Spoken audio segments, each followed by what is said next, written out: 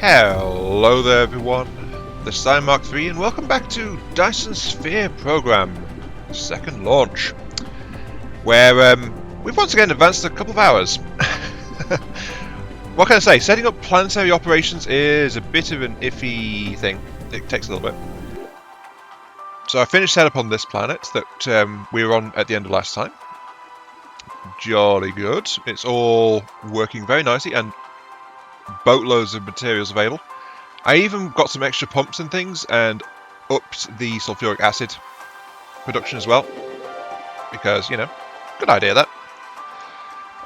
And I also went and did something else on another planet in this system, which is over here on Aldera 3, which is the other reason I came to this system. Because that one has a water ocean and I thought, you know what, I'm going to pump water over there as well. So let's head over there as well, just think. Also, really quick, I want to do a shout out to Yosemite Dan, who continues to watch this series. Thank you very much for that. And he went and tried to look up a little bit about the storage mode for logistics systems. And it turns out, from what he says, that a storage setting means that the logistics drones and ships ignore it. So it's something that's for you to interact with directly or that kind of thing. So, you know, it's good. The logistics ignore it, and that's basically what I wanted it for. Though he also had a suggestion, which was get an extra logistics station on sources for resources and things. Set it to storage, and then, if need be, you can come back and switch it to active so it'll unload it. I think what you're talking about, Dan, is making an extra size buffer, really, that you manually turn on or off. And I'm trying to figure out which pole I need to go to. Oh, it's the other pole, of course. Just let the autosave do its thing. Thank you.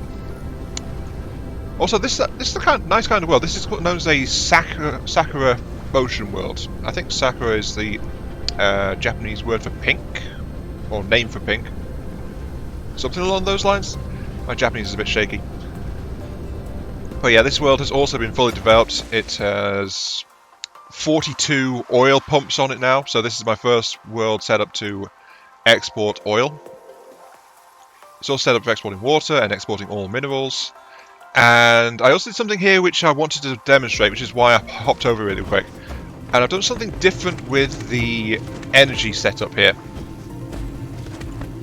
as you can see. So this, at first glance, this might appear a bit redundant, you know? Like, you've got this set of discharging energy stations, and you've got a set of charging energy stations feeding straight back into it. But that is because, in watching them, I believe the energy discharges run at a constant rate no matter what you do. So they're constantly burning through full accumulators.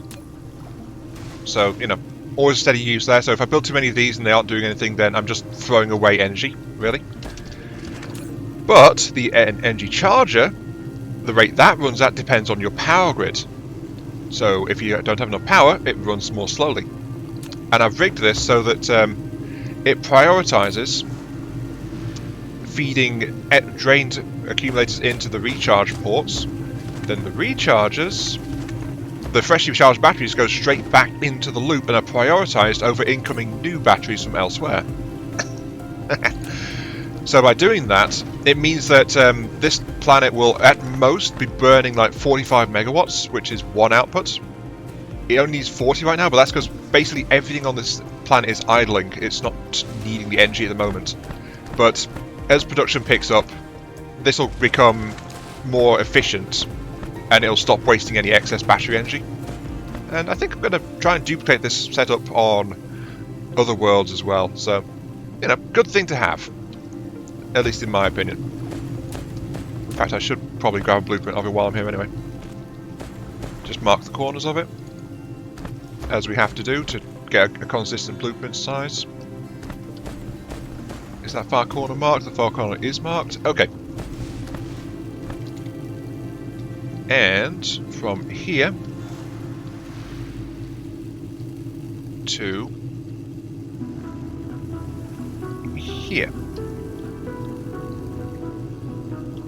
And what should I call this? I should call this the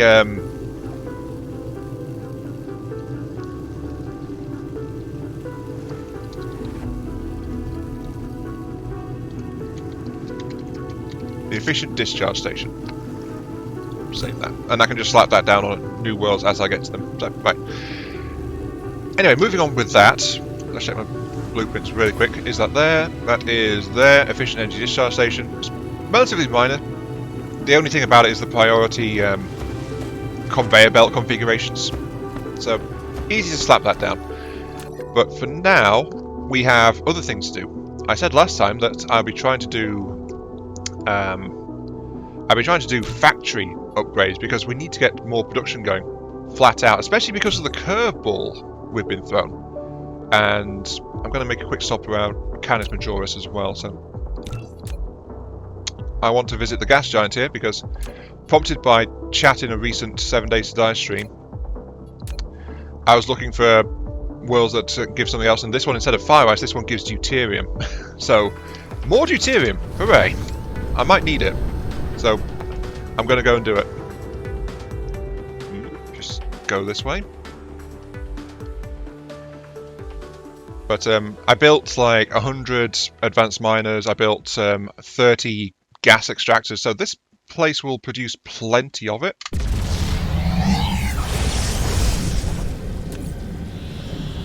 Yeah, lots of gas extractors. I'm carrying a bunch of power plants. I built 100 of these, notice there's only 63 left, so it seems like an entire planet will take anywhere between like 40 to maybe 60, because I basically ran out on that first world as well. So 40 to 60 of these for a single world to fully extract it. And assemblies, and I've got a bunch of stuff with me. But anyway, that's my plan for today, just get more factory production running. It's mostly going to be a case of working out belt ratios.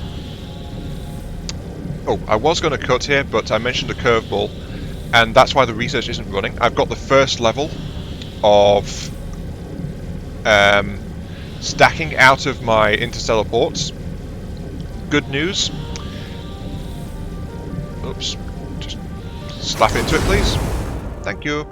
Good news. Yes. Good news is that the interstellar ports automatically... Oh, thank you.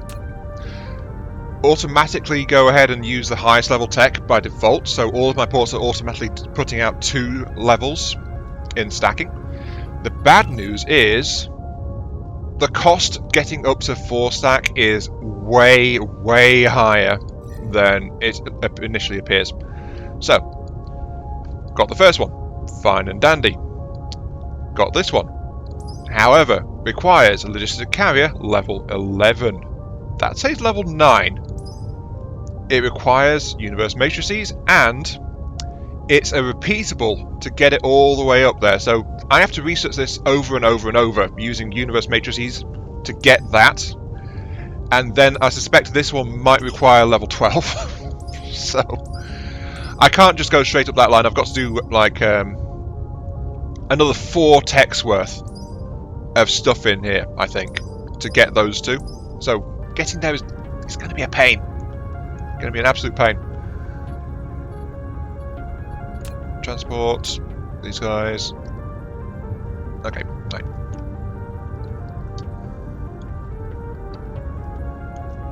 Pop that down there. So yeah, it's going to take a lot more time, so I need to get the factory running a lot better first before I can even consider doing that in any kind of reasonable time frame. Also of note is these guys actually do produce a little bit of hydrogen as well. So I thought they burned it all, but it turned out I was wrong. Sorry about that. They do actually produce a stockpile of hydrogen and deuterium in this case. Now what I want the hydrogen for, I have no idea. Absolutely no idea. Also, you can't put these down more than 1 at a time, so I'm going to have to fly around and put 30 of these down now, aren't I? Ah well, it's all in the name of deuterium. Let's just keep on going and see if this world can handle 30. It probably can. It's a big gas giant, this.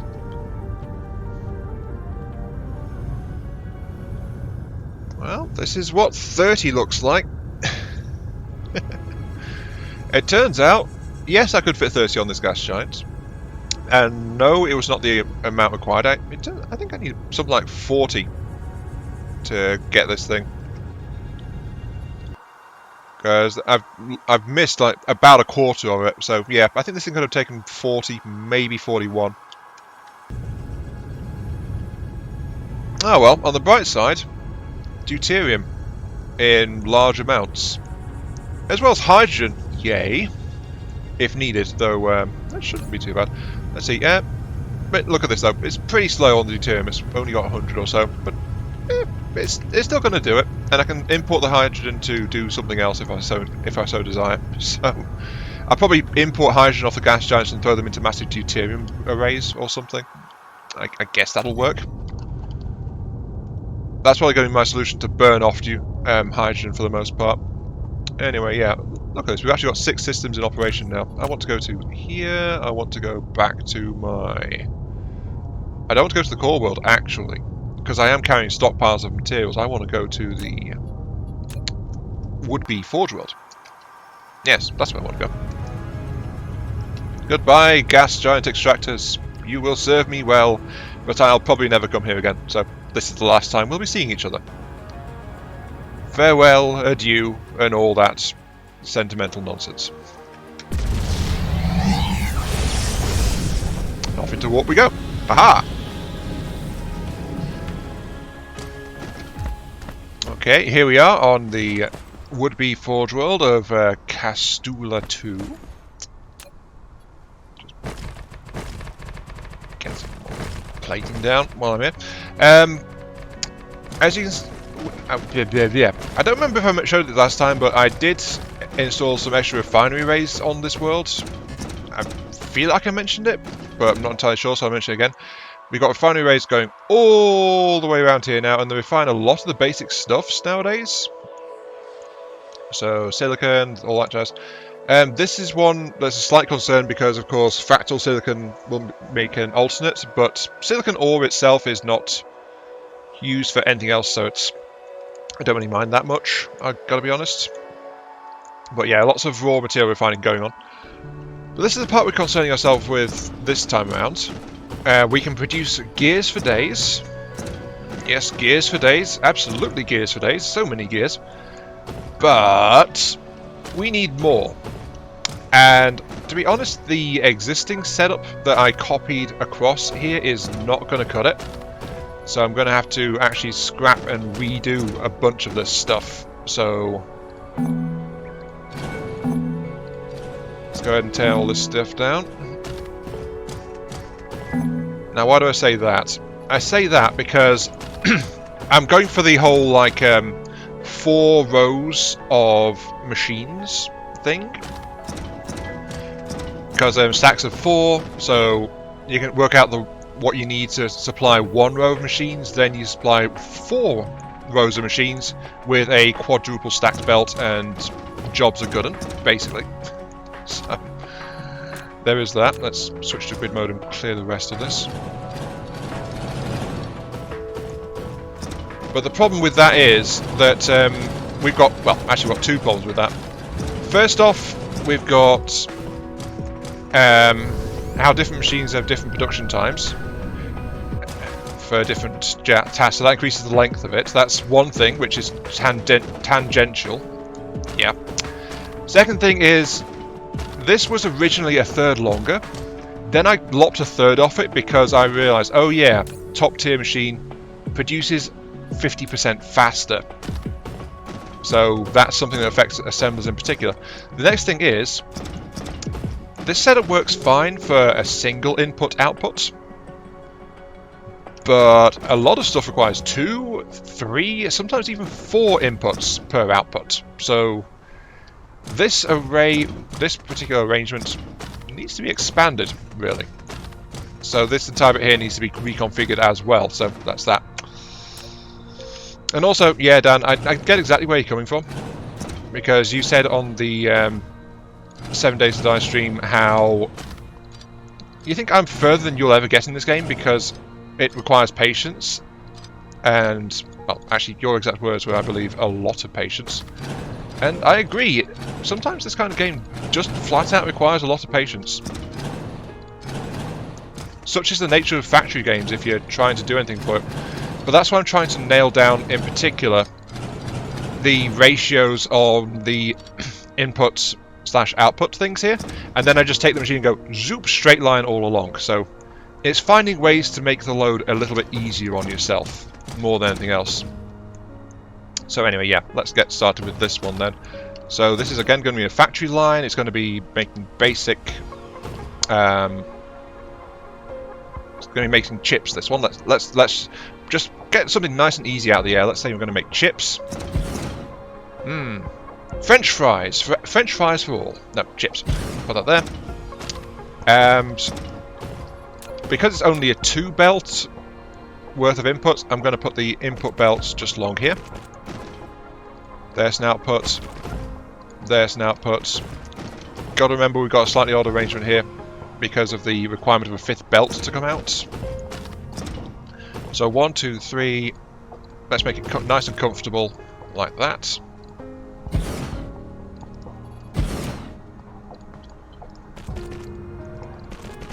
There we go.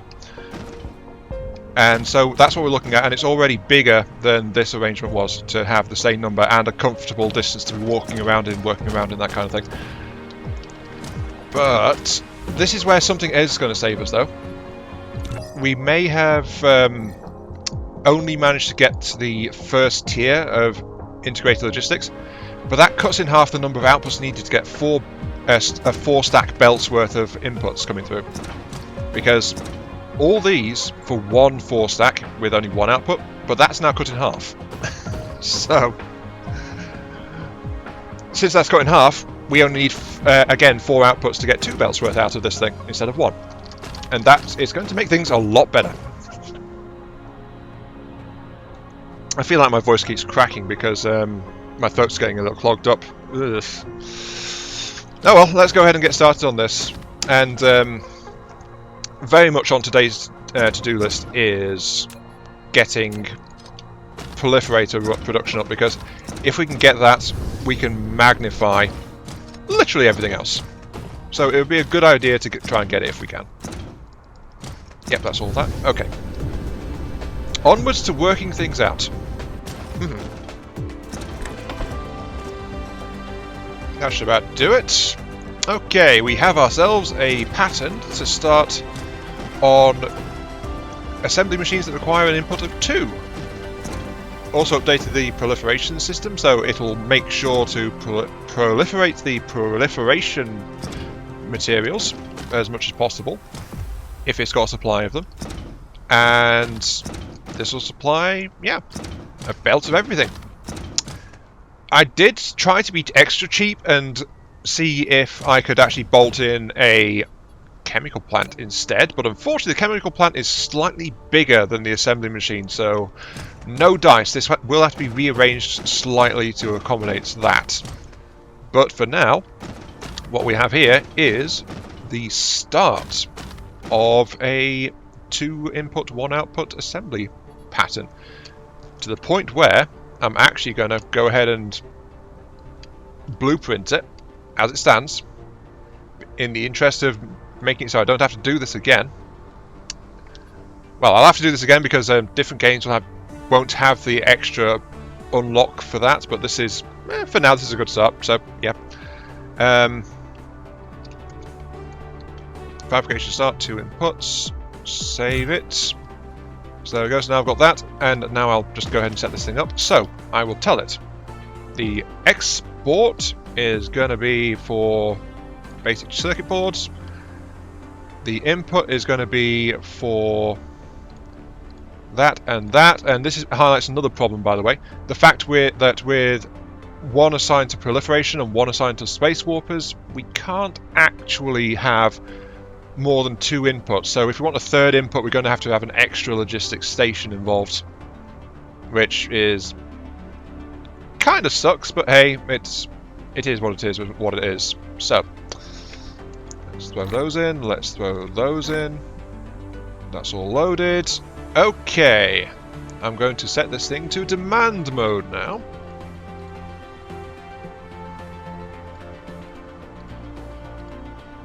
And look at that, already the materials are flying their way. Look at them go! It's a swarm. Oh, we seem to have a slight problem. Well, this is why we test things. Right, okay. So, you are actually meant to be on that one. Okay. So, that's that. We have a boatload of extra iron on there because we didn't double check configuration before we started firing this thing up. Okay, so... I need to bleed the line, which is this one. Oh well, this kind of thing just happens sometimes. Okay, you're now at full copper. And you are loaded into this line here, so don't need to set a filter on you. I want to grab you, bleed it out. There we go. And unfortunately, I can't throw the stuff in because there's no extra space. Ah well. Either I can find a place to jam it into one of the refinery arrays, which I don't think I'll be able to do, or I just have to get rid of it. But c'est la vie, such is the way things go. I will get rid of this stuff. Bye bye. There we go. Right. I'm not a litter bug. Not at all. Right. Moving on. You are going to be my circuit board production. Same for you. Same for you. Same for you. There we go. And of course this thing produces 90 per minute instead of 60, so this is going to be the same length setup as these guys, because these guys produce at the same rates. Actually, wait, hang on, let's double check this. 1 second for 2. Oh. Curse you, game! Curse you! This arrangement needs to be half the size of that arrangement for a full belts output. Because there is a 2 on the input and a 2 on the output, so that'll balance it. So that is, what, 20? 4, 5, 6, 7, 8, 9, 10. 3, 6, 9, 10. 3, 6, 9, 10. So this thing's only going to be 10 long.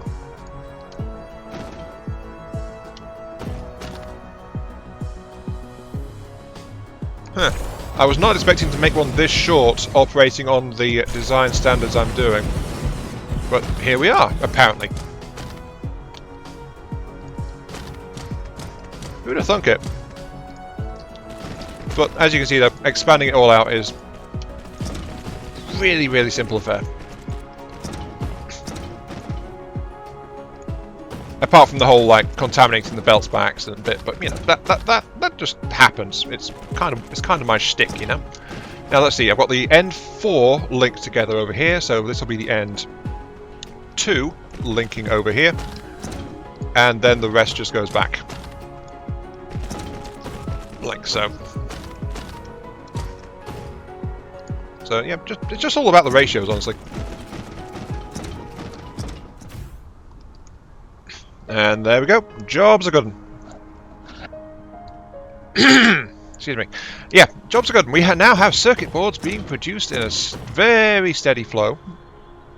It is below exactly what it's meant to be, but that is to be expected, of course, because we don't have proliferation on yet. But we've already produced 7,000 of the darn things. Haha! Industry wins again! Anyway, we must try and get proliferation sorted out. That's going to be a bit of a messy one.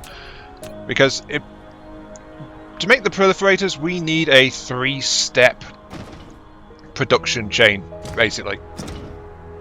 So that's going to be fun. Just putting these markers down here to mark the end of the thing, and there we go. And look at that, we've already got a spaceport full of circuit boards. Okay. Right. Proliferation. Right. Need to work this out. Alright, this should give you an idea of what I'm doing. We use the 2 inputs to 1 output as a base, modified it a little bit because only 1 input's coming through from this direction, and got the numbers kind of crunched. So this is the size of the Mark III proliferation bank. Mark II proliferation bank slightly smaller to take account for the 25% reduction. extra import point, which will import the raw materials for the Mark 1 and Mark 2s, and then to feed that Mark 2 bank, this should be the size of the Mark 1 bank we need for it. So yeah, that goes like nearly a quarter of a way around the planet. So yeah. Yosemite Dan seems to be treating this as a bit of a catchphrase for me for this series right now, so I'll say it here because it kind of applies. Go big or go home. Yes. Now I just need to get all the rest of the belts and machines and things laid in, and we should be ready to test fire this thing, quote unquote. It feels like I'm preparing to fire a super weapon of some kind, which is, well, given this is creating material from thin air, it's actually not that far off the mark, is it? But yeah, as soon as I get this thing sorted out, the rest of my factory should kick up into a higher gear again. Given we've not had proliferation for so very long. But still, I'm kind of wondering about the proliferation and the belt stackers we're going to need in this area. That's going to be interesting. Oh wait, I set those to Mark 3s. No, they're meant to be Mark 1s, not Mark 3s. There we go. That's better.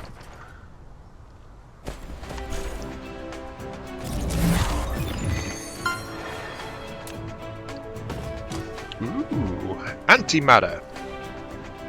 Took a while, but we got there. We can now make annihilation constraint spheres. Ooh dear, okay. And antimatter fuel rods, which okay. Yeah, this is taking longer than I thought, so once again, yeah, that whole patience thing kicking in here.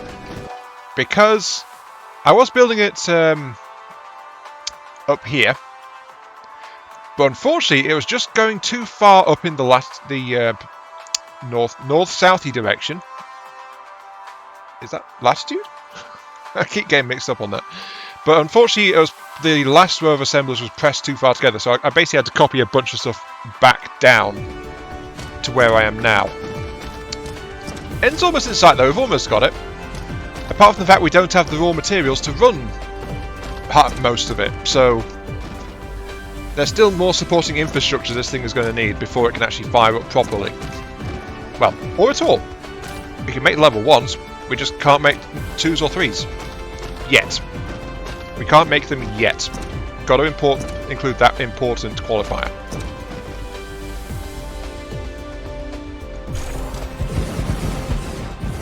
But again though, it's just like, once you've got the initial setup, zoom! Off they go. It's kind of satisfying when it all works properly on this and goes where you want everything to go. Just thought I'd show you this because, well, things are continuing to get out of hand as I try to get things set up, but just land here and let the drones fly. I'm going to have to modify these setups, I must admit, because this is actually going to be a diamond array. But that involves converting one of these things to run on it, altering both their lengths, and then putting a priority merger so that stuff produced from the kimberlite ore gets put into the outputs before stuff that's produced from graphite. Which I'm also not producing here yet, because that also has an alternate recipe. So the complexity continues to increase. Come on, drones, you can do better than this. I think I'm going to have to try and get another speed upgrade when I can.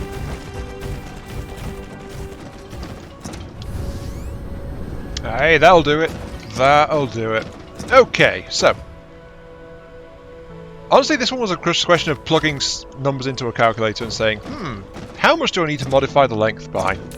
So that's all it needed, really. Right, you import kimberlite, which we do have stashed around the place. So, yep, here comes shipments. Jolly good. Also, I need to install some of them. Yep. Also, distance to enable warp. Minimum. And there we go. Right, okay, right. So that's that. It'll do the thingamajiggy. This one is going to have no output set for it, but it imports something. It imports something. Energetic graphite. Something I forgot to do, by the way, when you saw me setting up the ones earlier, is I'm limiting imports to 1,000 just for stuff that's being produced locally, so that it doesn't like draw all the output. So there's supposed to be more of a surplus buffered, kind of like how Yosemite Dam was talking about. There'll be a big buffer, and then it only draw like 1,000 over here to make sure this thing is fed. So that is local demand and remote demand. But, of course, there isn't any of that anywhere, so, yeah. More importantly, though, here we go. And, of course, a bit of a tangle, but this is a priority merger, so anything produced out of kimberlite ore prioritizes over anything produced out of graphite. So, nice little tangle there. We're already swimming in diamonds. Okay, time to get on with putting down all of these things. Well, actually, that's way too many. I got oversupplied with chemistry stations, so yeah. Okay. Right. Alright, are we ready for this? Because we have a few chemical plants lined out. Just a few. Right, that is... yeah. Okay. I don't think we're going to run out of nanotubes anytime soon. Just saying. Okay, right, so... same deal as before. Got a priority merger here, so the rare resource gets used first, followed by the one that uses materials that could be used elsewhere. So that's doing that. So these guys require the spin-formed stalagmites, and they're going to export the nanotubes. Spin-formed stalactite. There it is. Okay. And because this is coming in off-planet, we're going to remote demand maximum, because it needs to import over distance. Also, I'm going to put in just never warp, put in that and that. Off they go. Okay, so the spin form is currently at a place which doesn't have its own ships, so I'll have to see if I can track it down and fix that. I think it's in that first resource system I ever set up. Ah, well, whatever. Off it goes. So that'll do that one. Okay, this one does not require an export, but it requires imports of titanium and graphene. This will not activate because we do not have graphene. Also because this is local resource production, 1,000. It was titanium, wasn't it? I just looked at this, darn it. Titanium, yes. We do have local source of titanium.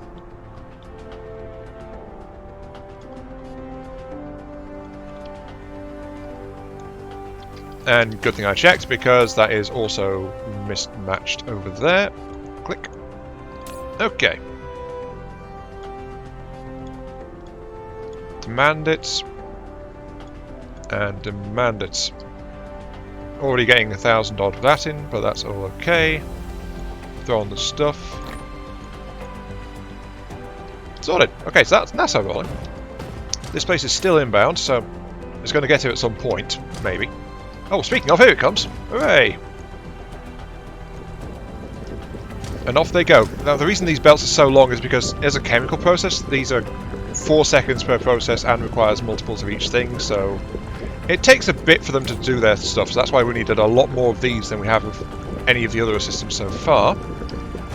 But that is now producing a buttload of carbon nanotubes. Oh, look at it go. Most excellent.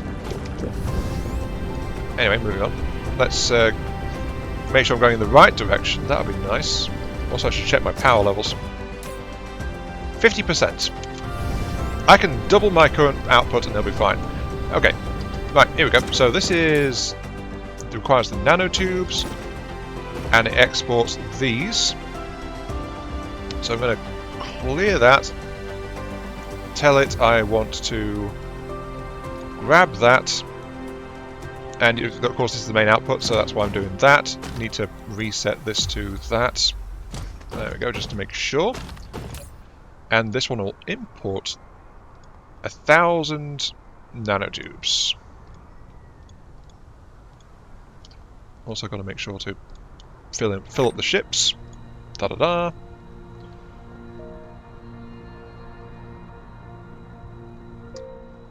That'll keep ticking over. Because of course got to remember this assembly line is not yet firing on all cylinders. So, next stage, stage number 2. Which is over here. And that is diamonds, which of course we set up that massive smeltery to do. So you are going to import the diamonds. So to find the diamonds. I swear I go blind sometimes. There's the diamonds. Yes. 1,000. Demand it. Install the ships. There we go. So that'll be up and running in a few ticks. Make sure it's going the right way. Diamonds into this side, go into there, go to there. Yeah, okay, right. And the other side is level 1s, which requires coal, and that's going to be an import job. So, big stockpile requested. And already, boatload of stuff coming and going. And then with that, fingers crossed, if we've not completely made a complete ball of it somewhere, it should start working. We just have to wait for a bit of coal to turn up. Diamonds flowing quite nicely. Here comes a coal shipment. Coal going out. Into proliferation. Level 1 proliferation is a go. Level 2 proliferation is a go. Good. It's coming to life. This assembly line is coming to life. Here's a thing that just mashes all of the level 2s together and then forces it into that for a single proliferator and then splits it back up between the things.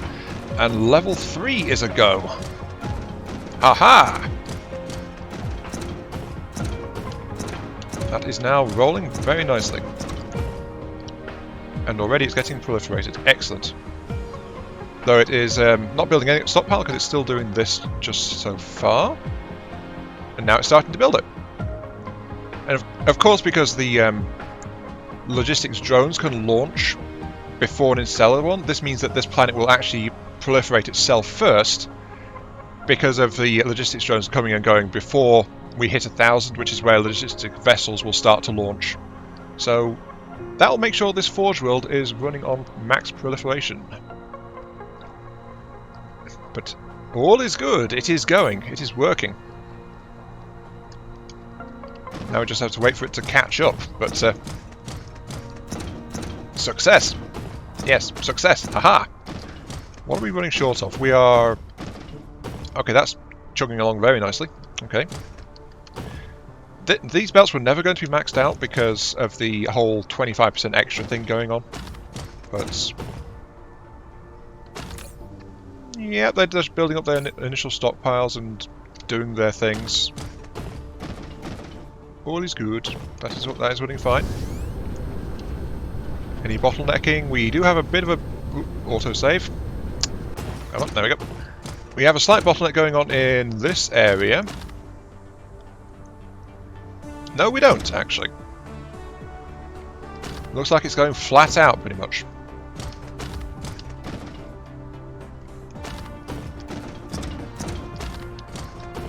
Or have I misunderstood something? Have you shut down? You have shut down. Okay, we do have too much level 1s being made, actually.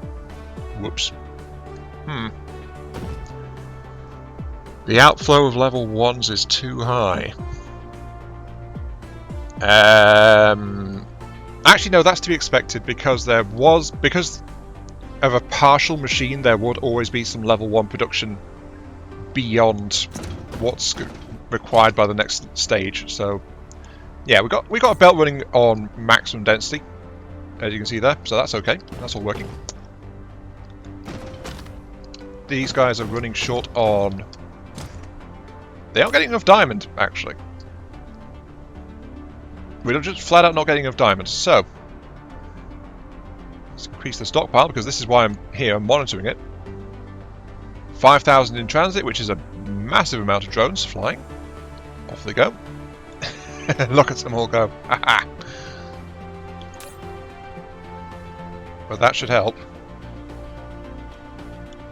Might even want to bump that up to like 10,000 just because we need the drones to be flying to get it all where we want it. No, 5,000 does seem to be enough of a buffer. That's doing okay. That's doing okay. Right. Cured. Diamond sorted. Just slight adjustment. Moving up here, we are doing the level 3s. How is it doing for graphene?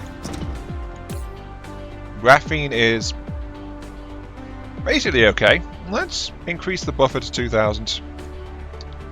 Just to make sure. But we are getting a very steady outflow of blue. Though we seem to not be getting enough green. I might need to expand green production. Which I did not want to say. Green production is not quite keeping up. I wonder why. I don't know. But yeah, it may not be quite as efficient as it could be, but it is working and doing its thing. And attempting to relay things right now would mean tearing out entire chunks of the line down there and redoing it. So that's something for another time maybe, depending on how well production keeps up. Because we've got to remember, this place is also restocking literally everywhere else in my entire production empire. Because that's how bad the shortage of this stuff has been. Yeah, every time we get into a new 100, it's like, hey, we want to get that. Give us some more of the good stuff. But it is almost entirely tier 3 proliferated as well, which is going to help. Oh, satisfaction's low. Ooh. Ooh. Power supply is insufficient. But yeah, I'm going to wrap it there. But something I will do off camera is I will install a new battery charger bank in this place. Because this place doesn't really have much by way of advanced power supplies. But it'll be the same as that pattern as that one I showed you at the start of this episode. Like, when it's not in need, it'll switch to energy saving mode, basically. And not be demanding extra batteries that it doesn't need. So, I'll do that. Heck, maybe this place will actually generate an output. Actually, it has its local power generation, so I should probably rig it up to generate some surplus, if it can. But until then, though, this has been IronMark3. Thank you all very much for watching. I hope you guys are enjoying the show, and I'll catch you all some other time. Forge World really is starting to look like a Forge World in this area, isn't it? Oh, well, there's plenty of room to jam more stuff in, so we'll have to see how it goes.